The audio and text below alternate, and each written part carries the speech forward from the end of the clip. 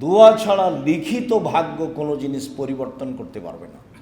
এমন কোনো পথঘাট নেই যা লিখিত ভাগ্য পরিবর্তন করতে পারে দোয়া ছাড়া। তবে পরের বাক্যে এ কথা বলা হয়েছে যে ওয়ালা ইয়াজিদু ফিল উমর ইল্লাল বীর, সদাচরণে ভাগ্যর পরিবর্তন হয়, বয়স বেশি হয়। আপনি বারবার বললে পৃথিবী সৃষ্টির 50,000 বছর পূর্বে যা লেখা হয়েছে তা কেটে দিয়ে আল্লাহ নতুনভাবে লিখে দিবেন বলে মুহাম্মদ সাল্লাল্লাহু আলাইহি সাল্লাম বলেন। তাতে তিনি বলেন যে মানুষের ভাগ্য পরিবর্তন করার কোনো পথ নেই, তবে দুয়ার মাধ্যমে, প্রার্থনার মাধ্যমে মানুষের ভাগ্য পরিবর্তন সম্ভব। আর সদাচরণের মাধ্যমে আল্লাহ মানুষের বয়স বেশি করে দেন। তাতে তিনি অন্য জায়গায় বলেছেন যে মানসাররাহা ইউবসাত আল্লাহু ফি রিজকি ওয়া ইনসালাহু ফাসারিহি, যে চায় যে আমার অর্থ সম্পদ বেশি হয়ে যাক, যে চায় যে আমার অর্থ সম্পদ বেশি হয়ে যাক, যে চায় যে আমার একটু বয়স বেশি হয়ে যাক, ফালিয়াসিল রাহেমাহু, সেই জন্য সদাচরণ বহাল রাখে।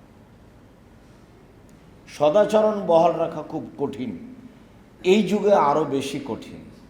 যেই যুগে মানুষকে খাটো করা প্রয়োজন মনে করে যে তাকে সমাজে খাটো করতে হবে, এটা আমার জিম্মেদারি। সে যেভাবে সম্ভব প্রাণপণে চেষ্টা করে, যা মানুষের অভ্যাস হয়ে গেছে। রাসূল সাল্লাল্লাহু আলাইহি সাল্লাম বলেন, মানুষ দুয়ার মাধ্যমে এবং সদাচরণের মাধ্যমে ভাগ্যের পরিবর্তন ঘটাতে পারে। সম্মানিত দিনী ভাই বোন, আব্দুল্লাহ ইবনে ওমর রাদিয়াল্লাহু তাআলা আনহু বলেন, রাসূল সাল্লাল্লাহু আলাইহি সাল্লাম বলেছেন, ইন্না দুআ ইয়ানফাউ মিম্মা নাযালা ও মিম্মা লাম ইয়ানজিল, নিশ্চয় দোয়া উপকার করতে পারে ওই সব বিষয়ে যা ঘটে গেছে এবং যা ঘটবে।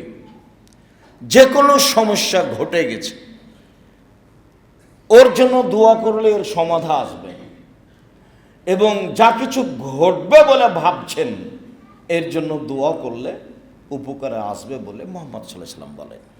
তিনি বলেন, ইন্না দুয়া, নিশ্চয় দোয়া, প্রার্থনা, ইয়ানফাউ মিম্মা নাযালা, যা ঘটে গেছে এ ব্যাপারে উপকার করবে, ও মিম্মা লাম ইয়ানজিল, আর যা ঘটেনি এ ব্যাপারে উপকার করবে। অতএব আলাইকুম ইবাদাল্লাহে বিদুআয়ে, পৃথিবীর মানুষ তোমাদের জন্য জরুরি তোমরা প্রার্থনা করো।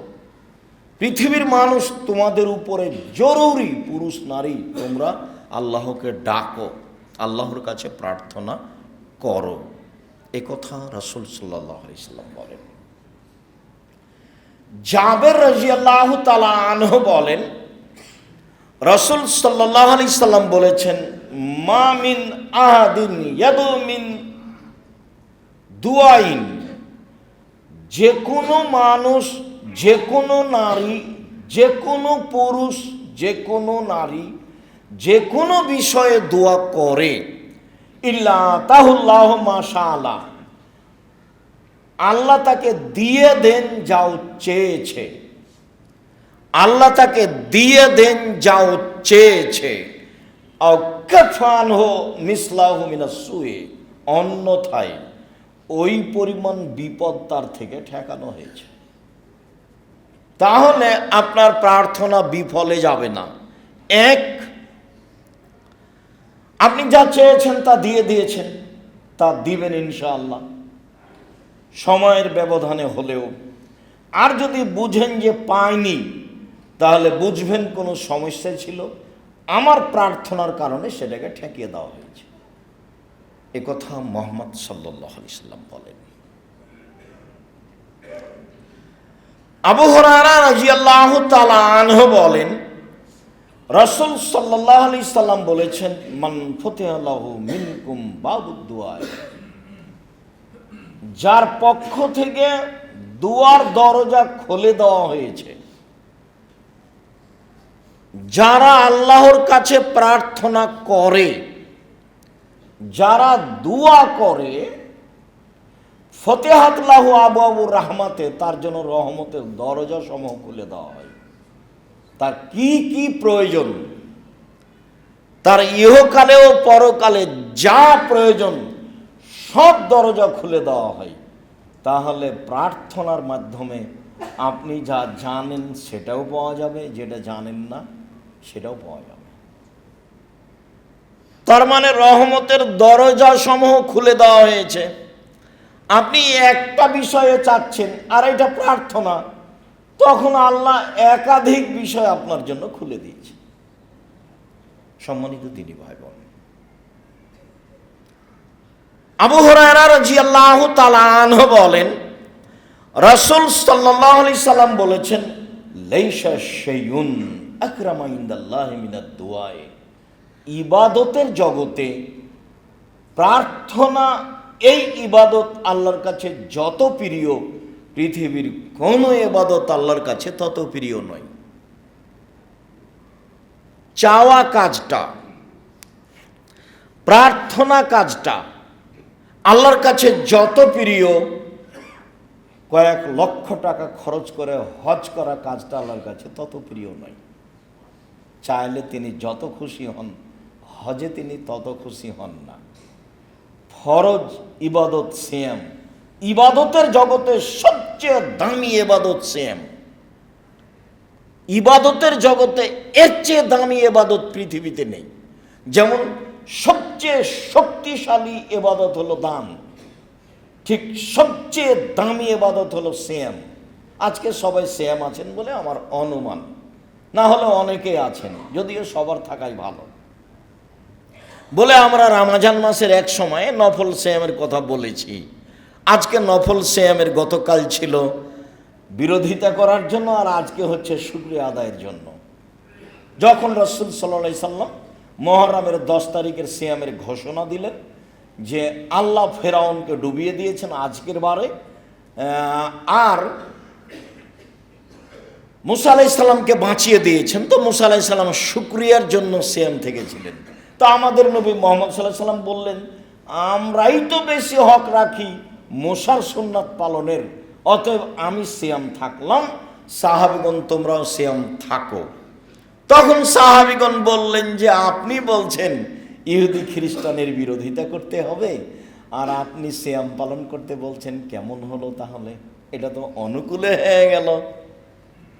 তখন আল্লাহ রাসূল বলছেন, শোনো, আমি যদি সামনে বছর বেঁচে থাকি লা সুমান্না তাসিয়া, তাহলে মুহররমের 9 তারিখও সিয়াম থাকবো। 9 তারিখ হবে বিরোধিতা, 10 তারিখ হবে শুকরিয়া। এই জন্য মুহররমের 2 দিন সিয়াম।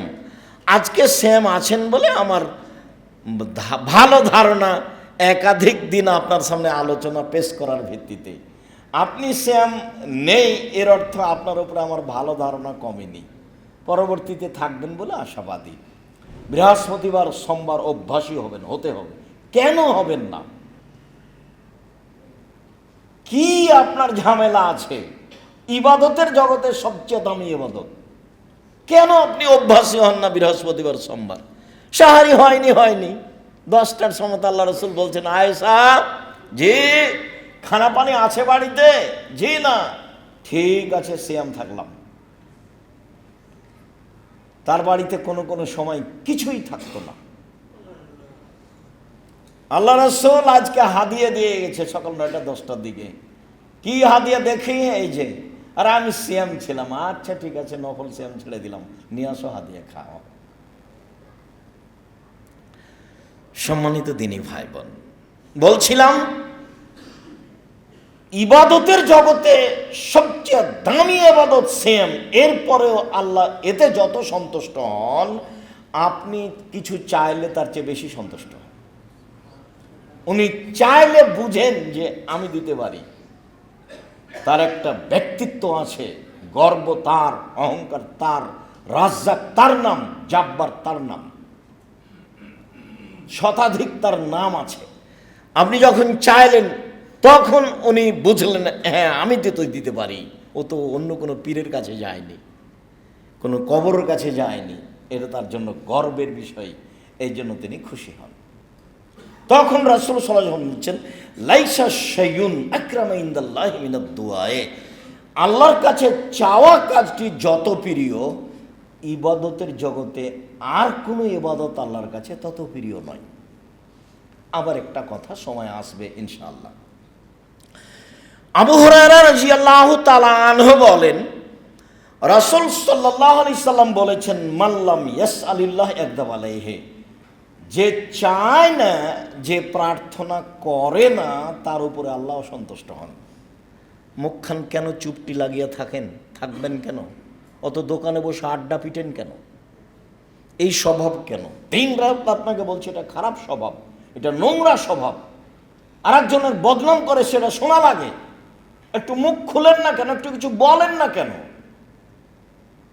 একটু সময় করে চাস্তের সালাত আদায় করেন না কেন? ইশরাকের সালাত আদায় করেন না কেন? আওয়াবিন সালাত আদায় করেন না কেন? বৃহস্পতিবার সোমবার সিয়াম থাকেন না কেন? কেন থাকেন না? থাকবেন না কেন? এটা তো আপনার কাজ। শ্বাস বন্ধ হয়ে গেলে যোগাযোগ বিচ্ছিন্ন কোনো পথ নেই। তার প্রমাণ আপনার দাদা, তার উপর আপনার দাদি, তার প্রমাণ আপনার বংশ। কোনো পথঘাট নাই পৃথিবীতে কিয়ামত পর্যন্ত তার সাথে যোগাযোগের। তার নাম মরণ। ফাকসির জিকরা হাজিম লাজ্জাতিল মাউত। মুহাম্মদ সাল্লাল্লাহু আলাইহি সাল্লাম বলেন যে পৃথিবীর মানুষ, তোমরা ওই জিনিসকে স্মরণ করো যে জিনিস মানুষের স্বাদকে নষ্ট করে দেয়, সেটা হলো মরণ। জিজ্ঞাসা করা হলো সবচেয়ে বুদ্ধিমান কে? তখন তিনি উত্তরে বললেন, সেই সবচেয়ে বুদ্ধিমান যে মরণকে স্মরণ করতে পারে। আপনি নিজেকে পরিবর্তন করতে চাচ্ছেন না কেন একটু? এটা যে আপনার ভুল সিদ্ধান্ত, এই বুঝতে আপনাকেই বুঝতে হবে, আর একজন বুঝবে? সম্মানিত দিনী ভাই বোন, আবু হুরায়রা রাদিয়াল্লাহু তাআলা আনহু বলেন, রাসূল সাল্লাল্লাহু আলাইহি সাল্লাম বলেছেন, মান সাররাহু আন ইয়াস্তাজিবাল্লাহু লাহু ফিস সাদায়েদ ফালিকসির দুআ ফির রাখায়। যে ব্যক্তি চায় যে বিপদে পড়লে যেন আমার কথা আল্লাহ তাড়াতাড়ি কবুল করেন, যখন আমি দুনিয়াতে বিপদগ্রস্ত হব তখন আমি বললেই যেন আল্লাহ মেনে নেন, এইটা যে চায় সে যেন ভালো অবস্থায় বেশি বেশি প্রার্থনা করে, বেশি বেশি দোয়া করে। হলো? সম্মানিত দিনী ভাই বোন, মধ্যখানে একটি কথা, বুখারী মুসলিমের হাদিস। আব্দুল্লাহ ইবনে আব্বাস রাদিয়াল্লাহু তাআলা আনহু বলেন, নি'মাতান মাকবুলুন ফীহিমা কাসীর মিনান নাস, আল্লাহর পক্ষ থেকে দুটি অনুগ্রহ আছে। এই ছেলে, ঘুমাচ্ছ কেন? সরে বসো। সম্মানিত দিনী ভাই বোন, আল্লাহর পক্ষ থেকে দুটি অনুগ্রহ আছে। আল্লাহ বলছেন যে এই অনুগ্রহ আমি যে জন্য দিয়েছি সেটা মানুষ ভুল বুঝেছে, আমি তো এই জন্য দিইনি। আল্লাহ বলছেন আমার পক্ষ থেকে দুটো অনুগ্রহ আছে, দুটো দয়া, দুটো অনুগ্রহ। কি? আস-সিহহাত, শরীরের সুস্থতা, এটা আল্লাহর দয়া, এটা আল্লাহর অনুগ্রহ।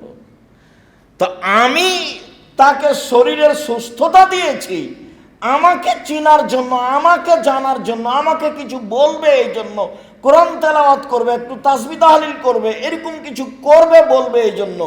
তো শরীরের সুস্থ হয় তো দোকানে বসে আড্ডা পিটে, তো ভুল বুঝলো, আমি তো এই জন্য দিইনি। আল্লাহ রাসূল বলছে, দুই আল ফারাগ, অবসর। আমি মানুষের জীবনে অবসর দিয়েছি। যারা ব্যবসা করে 10টায় দোকান খুলে রাত 10টায় বন্ধ করে, তাহলে 10টা থেকে 10টা পর্যন্ত ব্যস্ত, বাকি টাইম অবসর।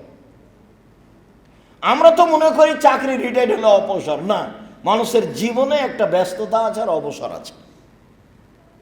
যারা চাকরি করে তারা যায় 10টায়, যায় বিকাল 5টায় ফিরে আসে, বাকি টাইম তার অবসর। যারা জমি চাষ করে সকালে চলে যায়, আমি আমার আব্বাকে দেখেছি, সন্ধ্যার সময় সূর্য ডুবলে আসে, তো বাকি টাইম তার অবসর। তো অবসর সময় কি আমি দিয়েছি তাকে আড্ডা পিটার জন্য, এইভাবে মানুষের বদনাম ঘুরে বেড়ার জন্য, দাঙ্গা মাহাঙ্গামা করার জন্য? তো আমি তাকে অবসর সময় দিয়েছি আমাকে কিছু বলবে এই জন্য। ও ভুল বুঝেছে। তাহলে মানুষ ভুল বুঝছে কোন দুটা জিনিসে? শরীরের সুস্থতায়। আমি যে জন্য দিয়েছি সে করেনি। দুই, অবসর। আমি মানুষের জীবনে যে জন্য অবসর দিয়েছি সেটা মানুষ করেনি, ও ভুল বুঝেছে, ধোঁকা খেয়ে গেছে। বুখারী মুসলিম। সম্মানিত দিনী ভাই বোন, প্রার্থনা। আবু হুরায়রা রাদিয়াল্লাহু তাআলা আনহু বলেন, রাসূল সাল্লাল্লাহু আলাইহি ওয়াসাল্লাম বলেছেন, লা তাদু আলা আনফুসিকুম ওয়ালা আওলাদিকুম ওয়ালা আমওয়ালিকুম। পৃথিবীর মানুষ, তোমরা নিজের ব্যাপারে বদদুয়া করো না, নিজের ব্যাপারে অপ্রয়োজনীয় প্রার্থনা করো না। বেঁচে থাকার চেয়ে মরে যাওয়াই ভালো, এত ঝামেলা। অর্থ সম্পদের ব্যাপারে বদদুয়া করো না, এইসব অর্থ সম্পদ থাকার চেয়ে না থাকাই ভালো। ঝামেলা, এই ঝামেলা সেই ঝামেলা, মামলা মোকদ্দমা, জমি জায়গা, এ কথা বলতে পাবা না। ছেলে মেয়ের জন্য বদদুয়া করতে পাবে না, ছেলে মেয়ে যতই খারাপ হোক। ছেলে মেয়ে মেরেছে, ছেলে মেরেছে, কথাই ঠিক। তো আপনি বলতে গেলেন কেন যে তোকে ত্যায্যপুত্র করলাম? তো আপনি তাড়াহুড়া করে অজু করে ঘরে ঢুকে 2 রাকাত সালাত আদায় করে আল্লাহকে বলেন, আমি তো এই ছেলে চাইনি, ছেলে ফিরিয়ে দাও। অবাক, আমার ছেলে আমাকে মারবে কেন? আমি তো এই ছেলে চাইনি, আমি তো এই জন্য ছেলে মানুষ করিনি। আমার ছেলে আমাকে ফিরিয়ে দাও, আমার ছেলে আমাকে মারবে কেন? এই অভিযোগ তোমার কাছে। আমি তো এই জন্য মানুষ করিনি। 24 ঘন্টার মধ্যে সকাল হতে হতে ছেলে যেন আমার কাছে ফিরে আসে, এটা তোমার কাছে দাবি। জোরালোভাবে বলছি, খুব জোরালোভাবে বলতে হবে, একটু পরেই বলছি। সকালে দেখবেন ছেলে আপনার কাছে ক্ষমা চাচ্ছে, এই যে ছেলে ফিরে এসেছে, আমার ছেলে আমাকে ফিরিয়ে দেন। আমার ছেলে আমাকে গালি দিবে কেন? আমি তো এই জন্য লালন পালন করিনি, তার পিছনে আমার পরিশ্রম আছে। আমার স্ত্রী তাকে দুধ খাওয়াইছে, তাকে লালন পালন করেছে, তেল কাজল দিয়ে অনেক শ্রম দিয়েছে, আমাকে গালি দিবে মানে? আমি তো এটা চাইনি। আপনি আপনার মতো বলেন, সম্মানিত দিনী ভাই বোন। আবু হুরায়রা রাদিয়াল্লাহু তাআলা আনহু বলেন, রাসূল সাল্লাল্লাহু আলাইহি সাল্লাম বলেছেন, উদুল্লাহ মুকিনিনা বিল ইজাবা। দোয়া করো এই দাবিতে যে কবুল করতে হবে, বিশ্বাস রেখে কবুল হবে। শক্তভাবে বলবেন, জোরালো দাবি রেখে বলবেন। কেন? আল্লাহ, মনে রেখো, আন্নাল্লাহ তাআলা লা ইস্তাজিবু মিন কলবিন গাফিলিন লাহিন। অমনোযোগী ব্যক্তির দোয়া কবুল হয় না। করতে হবে, তাই করে। যে দেখছেন না, ঢাকা শহরের পাশাপাশি বসবাস করছেন, সালাম ফিরার পরেই বলছে, বিহাক্কি লা ইলাহা ইল্লাল্লাহ ইয়া আরহামার রাহিমিন। এগুলি কোনো দোয়া হলো? সবাই এতে খুশি। এটা না হলে মানুষ খেপে যাচ্ছে। তো এইটা তো প্রার্থনা নয়। সম্মানিত দিনী ভাই বোন, রাসূল সাল্লাল্লাহু আলাইহি ওয়াসাল্লাম বলছেন, শক্তভাবে দোয়া করো, দোয়া কবুল করতেই হবে। কেন? যে শক্তভাবে বলে না, দৃঢ়তার সাথে বলে না, আল্লাহ তার দোয়া কবুল করবেন না। বলতে তোমার সমস্যাটা কোথায়? আমি তো দিতে পারি, তুমি আমাকে বলো। আমি বড় অপরাধী, আমি বড় গুনাহগার, তুমি বড় দয়াবান, তুমি বড় ক্ষমাবান, তুমি আমাকে ক্ষমা ভিক্ষা দাও। আমি রাত পার করতে রাজি নই, আমাকে ক্ষমা করো। আমার অর্থ সম্পদের ক্ষতি দেখছি, সেগুলো পূরণ করে দাও। যা যা প্রয়োজন সব দাবি জানান না। আপনার দাবি শোনার জন্য তিনি প্রতীক্ষমান রয়েছেন। সম্মানিত দিনী ভাই বোন, বিশেষ প্রার্থনা আল্লাহর কাছে চাইতে হবে। মুখখান বন্ধ রাখলে আল্লাহ তাআলা অসন্তুষ্ট হবেন, মুখ খুললে আল্লাহ তাআলা সন্তুষ্ট হবেন। সময়ের গতিতে আল্লাহ আপনাকে দিয়ে দেবেন ইনশাআল্লাহ। আল্লাহ, তুমি আমাদের বুঝে আমল করা তৌফিক দান করো। আল্লাহুম্মা সাল্লি আলা।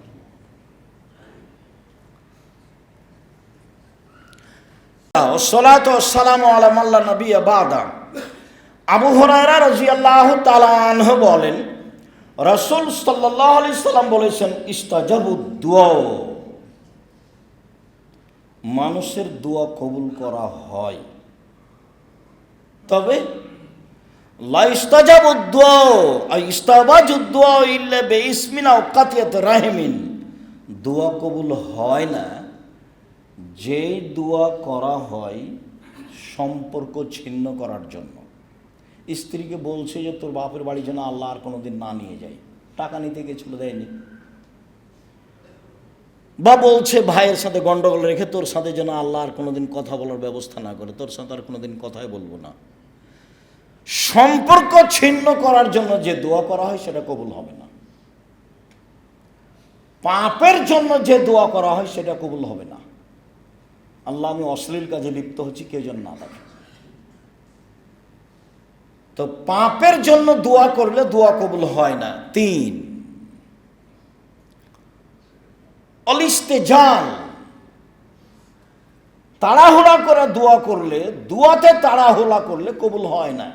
সাহাবীগণ বলছেন মাল ইস্তেজাল, আগের দুইটা ভালো বুঝেছি যে পাপের জন্য দোয়া করলে কবুল হয় না, আত্মীয়তার সম্পর্ক ছিন্ন করার দোয়া করলে কবুল হয় না। তো তাড়াহুড়া এটা যে বুঝলাম না। তখন রাসূল সাল্লাল্লাহু আলাইহি সাল্লাম বলছেন, একুলো বলে, কাদাও তো ফালা আমারা ইস্তাজাব আলী, দোয়া করলাম, কত দোয়া করলাম, কই কবুল হয় না। ফায়াস্তাহসিরু, তখন অলস হয়ে যায়, ওই সময় এত দোয়া ছেড়ে দেয়, এই দোয়া কবুল হবে না। আপনি তো অবগত হলেন আমার দোয়া কবুল হবে, আর না হয় সে পরিমাণ ক্ষতি সরে যাবে,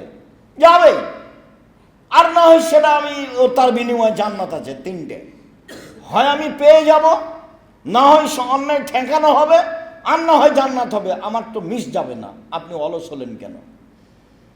আর চাইলেই হবে, এত আপনি তাড়াহুড়া করছেন কেন? আপনি তো একজন মানুষ, তাড়াহুড়া করলে কি হবে? সময় লাগবে। নবী দোয়া করছেন নবীর জন্য, ইয়াকুব আলাইহিস সালাম দোয়া করছেন ইউসুফ আলাইহিস সালামের জন্য, ছেলে হারিয়ে গেছে, চোখে দেখতে পান না, কান্নাকাটি করতে করতে 25 বছর পরে দোয়া কবুল হয়েছে। মুহাম্মদ সাল্লাল্লাহু আলাইহি সাল্লাম বদদোয়া করেছিলেন খুব অপমান অবস্থায়, সলাতে সিজদায় গেছেন, তখন আবু জাহাল বলছে, এই কে আছো? বুখারী মুসলিমের হাদিস। মুহাম্মাদের মাথার উপরে উটের ভুঁড়িটা চাপিয়ে দাও তো উটের ভুঁড়ি তো ময়লা জায়গাতে পড়ে আছে, তো যারা অন্যায় করতে চায় তারা নিয়ে এসে মাথার উপরে চাপিয়ে দিয়েছে, দিয়ে হাসছে তারা।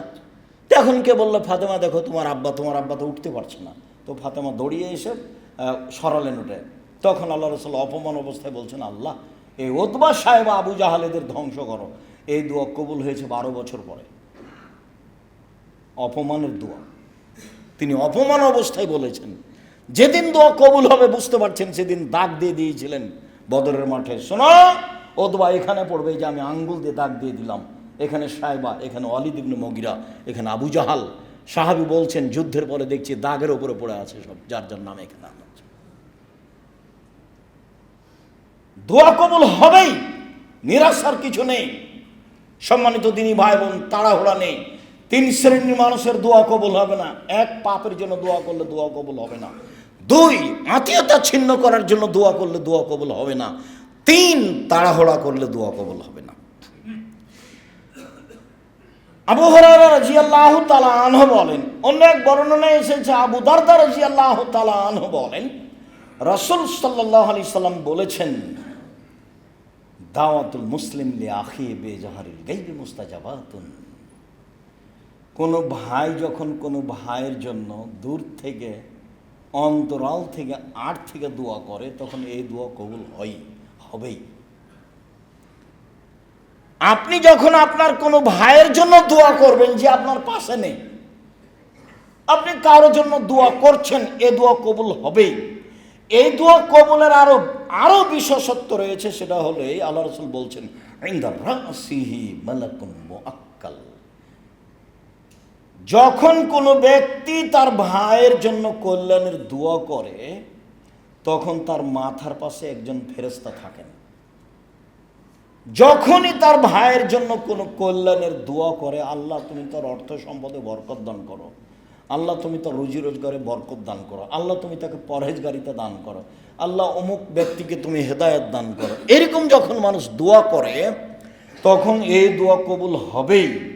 তখন ওই মাথার পাশে নির্ধারিত ফেরেশতা বলেন, ফায়াকুলুল মালাকুল মুআক্কাল বিহি, নির্ধারিত ফেরেশতা বলেন, আমিন, আল্লাহ তুমি কবুল করো। আলাকা বিসলিন, তুমি যে তার জন্য দোয়া করলে তোমার জন্য তাই, তুমি তার জন্য যা করলে তোমার জন্য তাই, তুমি তার জন্য যা দোয়া করলে তোমার জন্য তাই। তা আপনি কি শত্রুর জন্য দোয়া করতে পারবেন? মনটা তো তার উপরে খুব খারাপ হয়ে আছে। এই জন্য কোনো দল সংগঠন মাথায় রাখবেন না, নইলে ওর জন্য দোয়া করতে পারবেন না। আর যখন দোয়া করতে পারবেন না, তখন ফেরেশতা আপনার পক্ষে বলবে না। আপনি যখন কারোর জন্য দোয়া করবেন, তখন ফেরেশতা আবার আল্লাহকে বলবেন যে আল্লাহ তুমি এটা কবুল করো, আর যে দোয়া করছে ওর জন্য, যে করছে ওর জন্য তাই করে দাও। ওর জন্য তাই করে দাও। ও যে আর একজনের জন্য বললো, তুমি তার জন্য করে দাও।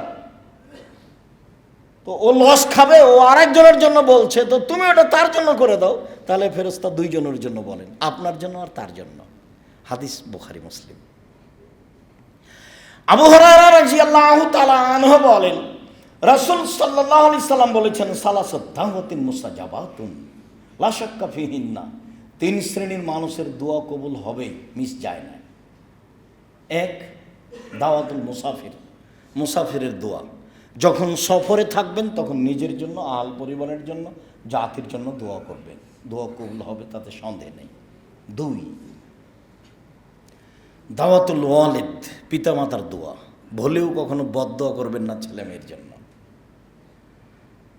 বদদোয়া করলে ছেলে মেয়ের জন্য বাপ মায়ের দোয়া কবুল হয়ে যায়, নিশ্চিত হবে, এই কথা আল্লাহ রাসূল বলছেন, যাতে কোনো সন্দেহ নেই। আর আপনার তো জানা আছে, ওই যে জোরায়েজের মা জোরায়েজকে বলল, জোরায়েজ, তখন জোরায়েজ সলাত আদায় করছিল। জোরায়েজ ভাবছে যে মায়ের সাথে কথা বলবো না সলাত আদায় করবো, মায়ের সাথে কথা বলবো না সলাত আদায় করবো, একটু দেরি হয়ে গেছে। তখন মায়ে বলছে, আল্লাহ, আমার ছেলে আমার কথা ছাড়া দিল না, ও যেন একটা পতিতালয়ের মহিলার সাথে সাক্ষাৎ না হওয়া পর্যন্ত তার মরণ না হয়। উল্টা দোয়া, কঠিন দোয়া।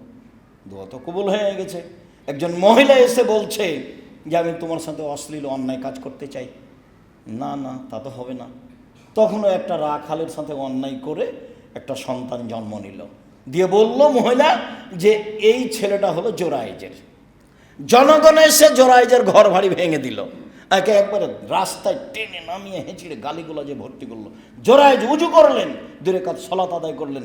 উজু করে 2 রাকাত সালাত আদায় করে বলছেন, আল্লাহ, এই ছেলে তুমি বলো তোমার বাপকে, দুধের ছেলেকে বলছে। তখন দুধের ছেলে বলছে, আমার পিতা হচ্ছে রাখাল, গরু ছাগলের রাখাল। দেখেন উপদেশ বইয়ে আল্লাহ ভরসার আলোচনাতে দেওয়া আছে। একে বল, হ্যাঁ আল্লাহ ভরসা। অজু করে 2 রাকাত সালাত আদায় করে ওই বাচ্চাকে বলছে যে তুমি বলো তোমার বাপকে। তখন দুধের বাচ্চা বলছে যে আমার পিতা হলো রাখাল। আর জনগণ বুঝেছে যে এই ছেলের পিতা হলো জোরায়েজ। ওর মা বলে দিয়েছে, বাচ্চার মা। ভুলেও কখনো ছেলে মেয়ের জন্য বদদোয়া করবেন না, যেটা বলেছি সেটাই করবেন। ছেলে অন্যায় করেছে, মেরেছে, আল্লাহর কাছে ফেরত চান। আপনি তো এই জন্য ছেলে মানুষ করেননি, করবেন কেন? 2, দাওয়াতুল মাজলুম, মাজলুমের দোয়া। ভুলেও কোনোদিন মানুষের প্রতি জুলুম করিয়েন না। যখন বুঝতে পারছেন এটা জুলুম, ফিরে আসবেন। যখন আপনি বুঝতে পারছেন এটা জুলুম, তখন ফিরে আসবেন। ভুলেও কোনোদিন মানুষের উপর দাপট দেখাবেন না, ক্ষমতা দেখাবেন না। বহুদিন বলেছি, যারা সবচেয়ে ক্ষমতা দেখিয়েছে তারা 2-1 মিনিটে মরে গেছে, আদ সামদ।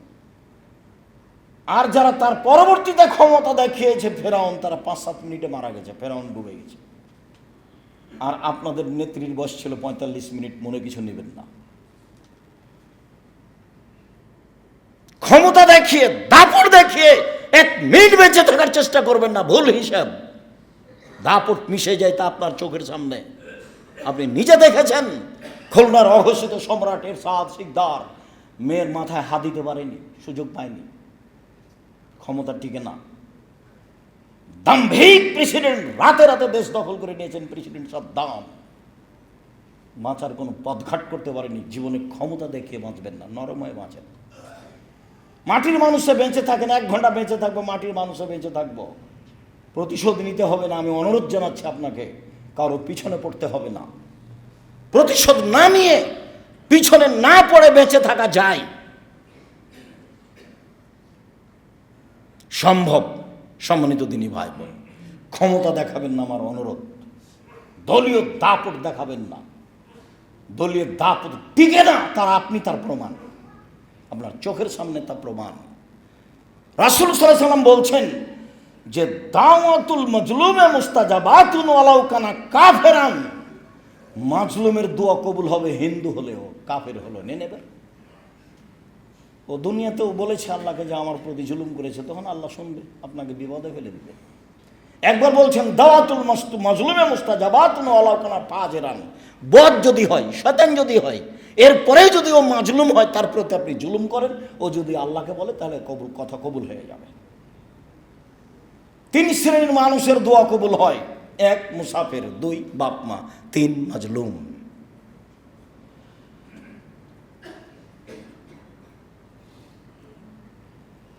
মুআয ইবনে জাবাল রাদিয়াল্লাহু তাআলা আনহু বলেন, রাসূল সাল্লাল্লাহু আলাইহি ওয়াসাল্লাম বলেছেন, মা মিন মুসলিমিন ইয়াবিতু আলা যিকরিন তাহিরান ফায়াতাহাররা মিনাল লাইলি, যে কোনো মুসলিম পুরুষ নারী রাতে দোয়া পড়ে শয়, অজু অবস্থায় শয়, ভোর রাত্রে উঠে আল্লাহকে বলে, যা বলবে তাই হবে। দোয়া কবুলের সময় বা দোয়া কবুলের অবস্থায় আমরা চলে আসলাম। মুআয ইবনে জাবাল রাদিয়াল্লাহু তাআলা আনহু বলেন, রাসূল সাল্লাল্লাহু আলাইহি সাল্লাম বলেছেন, মানুষ যদি দোয়া পড়ে শয়, দোয়া অনেক আছে, যেটা ছোট সেটা তো পারবেন অন্তত, আল্লাহুম্মা বিসমিকা আমুতু, এমনি ঘুমিয়ে যান কেন? এমনি ঘুমিয়ে যাবেন কেন? এই অভ্যাস কেন? এটা আপনার কেন, আপনার স্ত্রীর কেন, ছেলেমেয়ের কেন? কি করেন বাড়িতে 24 ঘন্টা? স্ত্রী দোয়া পড়ে শয় না কেন? ছেলে মেয়ে দোয়া পড়ে শয় না কেন? বলেন বারবার, মুখখান বন্ধ করে রাখেন কেন? ব্যবসায় ভুল হলে তো গরম হয়ে যাচ্ছেন, টাকা ভুল করে এসে একবারে খেপে গেছেন, একবার বলেন না কেন? কেন ছেলে মেয়ে দোয়া না পড়ে শুইবে? দোয়া পড়ে শুয়েছে, অজু করে শুয়েছে, তারপর ভোর রাতে উঠেছে, এখন আল্লাহকে বলছে আসআলুল্লাহ খায়রান, আল্লাহর কাছে কিছু চাচ্ছে, আল্লাহ তাকে দিবেনি, দিবেনি, দিবেন। জাবের রাদিয়াল্লাহু তাআলা আনহু বলেন, রাসূল সাল্লাল্লাহু আলাইহি সাল্লাম বলেছেন, ইন্না ফিল লাইলি লাসাতান লা ইউফিকুহা আব্দুল মুসলিম আর রাজুলুল মুসলিম, রাতে একটা সময় রয়েছে, রাতে একটা সময় রয়েছে, ওই সময়ে কোনো যদি মুসলিম পুরুষ নারী চায় খায়রান মিন আমরিদ দুনিয়া ওয়াল আখিরা, ইহকালের কল্যাণ পরকালের কল্যাণ, ইহকালের কিছু পরকালের কিছু, ইল্লা তাহু ইয়াহু, আল্লাহ তাকে দিবেনি, দিবেই দিবে, আল্লাহ তাকে দিবেনি, দিবেই দিবে, এই কথা মুহাম্মদ সাল্লাল্লাহু আলাইহি সাল্লাম বলছেন। আমার আপনার করার কি আছে? তাহলে সেই সময়টা ধরার জন্য চেষ্টা করতে হবে। আপনাকে আমি লম্বা সময় থেকে বলে আসছি 10টায় ঘুমিয়ে যাবেন, যে কোনো মূল্যে চেষ্টা করেন। 10টায় মানে 10:30 হলো তাতে কি আছে, 9:30 হলো তাতে কি আছে, 11টায় হলো তাতে কি আছে? আপনি রাত 2টায় ঘুমাবেন কেন, 1টায় ঘুমাবেন কেন? এ অভ্যাস কেন? তো আপনি উঠবেন কখন? দেখেন, আপনি আবু হুরায়রা রাদিয়াল্লাহু তাআলা আনহু বলেন, রাসূল সাল্লাল্লাহু আলাইহি সাল্লাম বলেছেন, ইয়ানজিলু রাব্বুনা তাআলা ইলা সামাই দুনিয়া হিনা ইয়াবকা সুলুসুল আখিরা, রাতের 3 ভাগের যখন 2 ভাগ পার হয়, তখন আল্লাহ তাআলা প্রথম আকাশে নেমে আসেন আপনার সাথে কথা বলার জন্য। রাতের 3 ভাগের 2 ভাগ পার হলে আল্লাহ তাআলা প্রথম আকাশে নেমে আসেন আপনার সাথে কথা বলার জন্য। তাতে তিনি বলেন, মায়া দুনি ফাস্তাজিব লাহু, যে আমাকে ডাকে আমি তার ডাকে সাড়া দিব। মায়া সলনি ফাউতিয়াহু, যে আমার কাছে চাই কিছু তাকে আমি তা দিয়ে দিব। মায়াস্তাক ফেরুনি ফাঁক ফেরালাহু, যে আমার কাছে ক্ষমা ভিক্ষা চাই তাকে ক্ষমা করে দিব। আল্লাহ নেমে এসে বলেন, আর আমি ঘুমিয়ে থাকি। দেখেন তো এটা কেমন হয়? এটা মানাই কেমন? এই ছেলে, আজানের পর থেকে নিয়ে খুতবা শেষ হওয়া পর্যন্ত কে আপোষে কথা বলতে পারবে না। জায়গা যদি না হয় তাহলে উপরে আছে, না হলে বাইরে বসতে হবে। ব্যবস্থা করা আছে, যারা দায় দায়িত্ব পালন করছে তাদেরকে জিজ্ঞাসা করতে হবে বাহিরে। সম্মানিত দিনী ভাই বোন, বলছিলাম রাসূল সাল্লাল্লাহু আলাইহি ওয়াসাল্লাম বলেন যে আল্লাহ তাআলা রাতের 3 ভাগের 2 ভাগ পার হলে প্রথম আকাশে নেমে আসে। নেমেছে 3টা কথা বলেন, কিছু চাও, চাইলে দিব, কিছু বলো, বলো, শুনবো, ক্ষমা চাও, চাও, ক্ষমা করে দিব। উসমান ইবনে আস রাদিয়াল্লাহু তাআলা আনহু বলেন, রাসূল সাল্লাল্লাহু আলাইহি ওয়াসাল্লাম বলেছেন, ফতিহাত আবওয়াবুস সামায়ে নিসফাল লাইলি, রাত 12টা পার হলে আকাশের সব দরজা খুলে দেওয়া হয়। রাত 12টার পরে আকাশের সব দরজা খুলে দেওয়া হয়। ফায়ুনাদি মুনাদিন মিনাস সামায়ে, আল্লাহ চিৎকার করে বলেন আকাশ থেকে, মানে প্রথম আকাশ থেকে বলছে। আল্লাহ তাআলা বলেন, হাল মিন দাইন ইস্তাজাবা লাহু, কেউ কিছু বলে কি, তাহলে তার কথা শোনা হবে। হাল মিন সাইন ফাউতিয়া লাহু, হালমিন সাইলিন ফাউতি আল্লাহ, কেউ কিছু চায় কি, চাইলে তাকে দেওয়া হবে। হালমিন মাকরুবিন ফাইফারজান হো, কেউ বিপদগ্রস্ত কি, তাহলে তাকে উদ্ধার করা হবে। আল্লাহ বলতে থাকেন এইভাবে, আমি তখন ঘুমিয়ে। এটাই কি মানাচ্ছে? কেউ চায় কি, চাইলে দেওয়া হবে। কেউ কিছু বলে কি, বললে শোনা হবে। কেউ কি বিপদগ্রস্ত, বিপদগ্রস্তের কথা বললে তাকে উদ্ধার করা হবে। তাহলে দেখেন তো আপনি আর আমি কি বলবো সেটা বুঝতে পারছি। বলার পদ্ধতি কি বলতে পারি, যা প্রয়োজন তাই বলতে পারি, যা রাসূল সাল্লাল্লাহু আলাইহি সাল্লাম বলছেন। কিভাবে? বুরাইদা রাদিয়াল্লাহু তাআলা আনহু বলেন,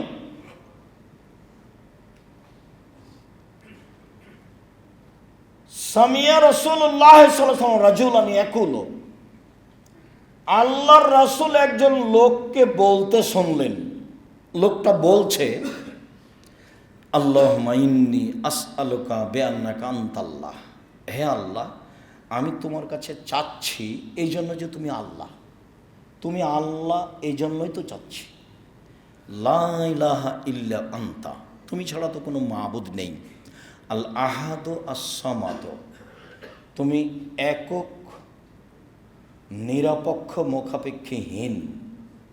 আল্লাযী লাম ইয়ালিদ ওয়া লাম ইউলাদ, যিনি কাউকে জন্ম দেননি, যিনি কারো কাছে জন্ম নেননি। আল্লাম ইয়াকুল্লাহু কুফুয়ান আহাদ, তার সমকক্ষ কেউ নেই।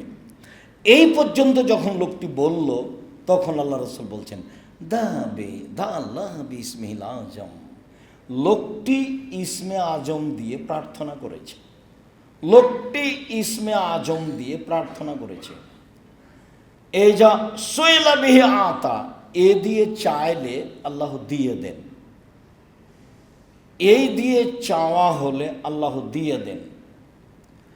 ওই যা দুয়া বিহি আজাবা, এই দিয়ে প্রার্থনা করলে কবুল করে নেন, এই দিয়ে প্রার্থনা করলে আল্লাহ কবুল করে নেন। তাহলে কবুল হওয়ার জন্য এইটা একটা জরুরি বিষয়। সাদ রাদিয়াল্লাহু তাআলা আনহু বলেন, রাসূল সাল্লাল্লাহু আলাইহি ওয়াসাল্লাম বলেছেন, দাওয়াতু জিন্নুনে ওয়া ফি বাতনিল হুত, লা ইলাহা ইল্লা আনতা সুবহানাকা ইন্নী কুনতু মিনাজ জালিমিন। ক্বালা রাসূলুল্লাহ সাল্লাল্লাহু আলাইহি সাল্লাম, লা ইয়াদু বিহা রাজুলুন মুসলিম ইল্লা ইস্তাজাবা লাহু। কোন মানুষ যদি ইউনূস আলাইহিস সালামের ওই দোয়া পড়ে, যে দোয়া তিনি মাছের পেটে বলেছিলেন। ইউনূস আলাইহিস সালাম মাছের পেটে বলেছিলেন, লা ইলাহা ইল্লা আনতা সুবহানাকা ইন্নী কুনতু মিনাজ জালিমিন। এখানে কিন্তু আমাকে বাঁচাও এরকম কোনো কথা নেই, তুমি ছাড়া কোনো মাবুদ নেই, তোমার আমি পবিত্রতা ঘোষণা করছি, আমি অপরাধীদের একজন, তবে পাপী স্বীকৃতি আছে, আমি পাপ করেছি তার স্বীকৃতি আছে। এক, তুমি ছাড়া কোনো মাবুদ নেই। দুই, তুমি পাক পবিত্র। তিন, আমি অপরাধী। এখন আল্লাহ বলছেন, ইউনূস যদি এই দোয়া মাছের পেটে না বলতো, তাহলে আমি ইউনূসকে কিয়ামত পর্যন্ত মাছের পেটে রেখে দিতাম। এই দোয়া দিয়ে আমি তাকে বাঁচিয়ে দিয়েছি। তারপর আল্লাহ রাসূল বলছেন, যে কোনো পুরুষ, যে কোনো নারী, যে কোনো পুরুষ, যে কোনো নারী, ফিসাইন, যে কোনো বিষয় এই দোয়া পড়বে, ইস্তাজাবা লাহু, আল্লাহ তার দোয়া কবুল করে নেবেন। আনাস রাদিয়াল্লাহু তাআলা আনহু বলেন, আমি রাসূলের সাথে বসেছিলাম, একটা লোক মসজিদে সালাত আদায় করলো। সালাত আদায় করার পরে বলছে, আল্লাহুম্মা আন্নালাকাল হামদ, হে আল্লাহ তোমার প্রশংসা, লা ইলাহা ইল্লা আনতা, তুমি ছাড়া কোনো মাবুদ নেই। আল হান্নানু আল মান্নানু, তুমি দয়াশীল, তুমি অনুগ্রহশীল। বাদিউস সামাওয়াতি ওয়াল আরশ, তুমি আসমান জমিনকে নমুনা ছাড়াই সৃষ্টি করেছ।